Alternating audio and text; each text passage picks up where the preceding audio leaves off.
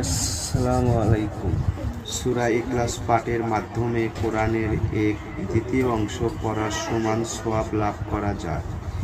এটি আল্লাহর ভালোবাসার প্রতীক এবং যারা এটি ভালোবাসেন তারা জান্নাতে প্রবেশ করবে। যারা নিয়মিত সূরা ইখলাস পাঠ করবে তারা জান্নাতে একটি বাড়ি পাবে এবং সকাল বিকাল এই সূরা ফালাক ও নাস পাঠ করলে সকল বালা মুসিবত থেকে রক্ষা পাওয়া যায়। সূরাটি শুনুন। বিসমিল্লাহির রহমানির রহিম।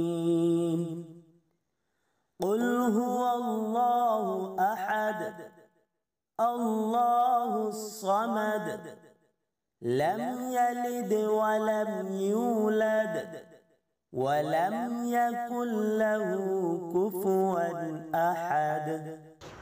অর্থ রহম রহিম আল্লাহর নামে বলুন, আমি আশ্রয় প্রার্থনা করছি উষার রবে।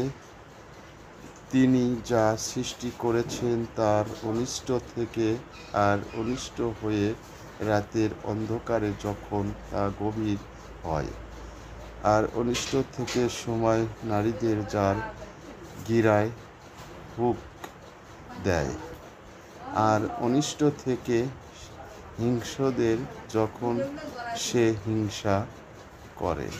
ভিডিওটি ভালো লাগলে সাথে থাকুন।